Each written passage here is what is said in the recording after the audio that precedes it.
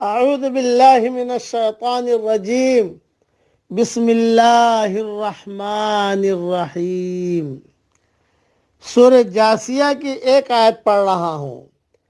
افرأیت من اتخذ الہہ ہواہ وأضلہ اللہ علی علم وختم على سمعه وقلبه وجعل على بصره غشاوة۔ کیا تم نے اس شخص کو دیکھا جس نے اپنے خواہش کو اپنا معبود بنا رکھا ہے، اور اللہ نے اس کے علم کے باوجود اس کو گمراہی میں ڈال دیا، اور اس کے کان اور اس کے دل پر مہر لگا دی، اور اس کی آنکھ پر پردہ ڈال دیا۔ فَمَن يَهْدِيهِ مِن بَعْدِ اللَّهِ، پس ایسے شخص کو کون ہدایت دے سکتا ہے اس کے بعد کہ اللہ نے اس کو گمراہ کر دیا ہو۔ افلا تذکرون، کیا تم دھیان نہیں کرتے؟ مختصر تشریح سن لیجیے اس کی، جو بہت اہم ہے۔ خواہش کو اپنا معبود بنانے کا مطلب خواہش کو اپنی زندگی میں سب سے برتر مقام دینا ہے۔ جو شخص اپنی خواہش کے تحت سوچے اور اپنی خواہش کے تحت عمل کرے، وہ گویا اپنی خواہش ہی کو اپنا معبود بنائے ہوئے ہے۔ دوسری بات، آدمی کی عقل صحیح اور غلط کو پہچاننے کی کامل صلاحیت رکھتی ہے، مگر جو شخص اپنی عقل کو اپنی خواہش کا تابع بنا لے، اس کا حال یہ ہو جاتا ہے کہ اس کے سامنے حق کے دلائل آتے ہیں، مگر وہ ان کے وزن کو محسوس نہیں کر پاتا۔ وہ ہر بات کے جواب میں ایک جھوٹی توجیہ پیش کر کے اسے رد کر دیتا ہے۔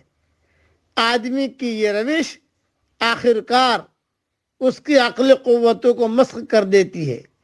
اس کے کان الفاظ سنتے ہیں، مگر ان کے معنی تک ان کی پہنچ نہیں ہوتی۔ اس کی آنکھ حقیقت کو دیکھتی ہے، مگر وہ اس سے سبق نہیں لے پاتی۔ اس کے دل تک ایک بات پہنچتی ہے، مگر وہ اس کے دل کو تڑپانے والی نہیں بنتی۔ نمبر 3، عقلی قوتوں کو خدا نے ہدایت کے داخلے کا دروازہ بنایا ہے، مگر جو شخص اپنی خواہش پرستی میں ان دروازوں کو بند کر لے، اس کے اندر ہدایت داخل ہوگی تو کس راستے سے داخل ہوگی؟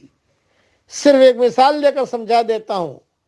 کوئی آدمی اپنی آنکھیں اپنے ہاتھوں سے پھوڑے اور پھر اللہ تعالیٰ سے روشنی مانگے، کیسے ملے گی روشنی؟ اس لیے عقل گھوڑے نہیں دوڑانا، خواہش کے پیچھے نہیں چلنا، احکامات کو پورا کرنا ہے۔ پس وہ اسی کو اچھا سمجھتا ہے جس کو اس کا نفس اچھا، اور اسی کو برا سمجھتا ہے جس کو اس کا نفس برا قرار دیتا ہے۔ یعنی اللہ اور رسول کے احکام کے مقابلے میں اپنی نفسانی خواہش کو ترجیح دیتا یا اپنی عقل کو اہمیت دیتا ہے، حالانکہ عقل بھی ماحول سے متاثر یا مفادات کی اسیر ہو کر خواہش نفس کی طرح غلط فیصلہ کر سکتی ہے۔ اس لیے ایک معنی اس کے یہ بھی کیے گئے ہیں کہ جو اللہ کی طرف سے نازل کردہ ہدایت ہے وہ اور برہان کے بغیر اپنی مرضی کے دین کو اختیار کرتا ہے، اللہ تعالیٰ کے احکامات کو پورا نہیں کرتا، وہ آدمی بھٹک جاتا ہے۔ صرف اپنی عقل کو چلائے تو اللہ کے احکامات کے مقابلے میں عقل نہیں چلتی۔ جیسا اللہ کہے ویسا کر کے دکھا دو۔ اسی لیے اللہ کا اعلان ہے، میں جیسا کہوں ویسا تم کر کے دکھلا دو، پھر تم جیسا کہو گے ویسا میں کر کے دکھلا دوں گا۔ لیکن ہم کیا کہتے ہیں؟ اللہ پاک نہیں، ہم جیسا کہیں ویسا آپ کر کے دکھلائیے، اور آپ جیسا کہتے ہیں ویسا کرنے کا ہمارے پاس ٹائم نہیں ہے، تو گاڑی نہیں چلتی۔ اب پڑھ لیجئے میرے ساتھ، ایاک نعبد وَإِيَّاكَ نَسْتَعِينُ، إِيَّاكَ نَعْبُدُ وَإِيَّاكَ نَسْتَعِينُ، اٹھتے بیٹھتے یہ جملہ پڑھتے رہنا چاہیے، اس سے انشاءاللہ سیدھے راہ پر چلنے کی اللہ تعالیٰ توفیق دے گا، اللہ تعالیٰ ہم سب سے راضی ہو جائے، آمین۔ وآخر دعوانا ان الحمد للہ رب العالمین۔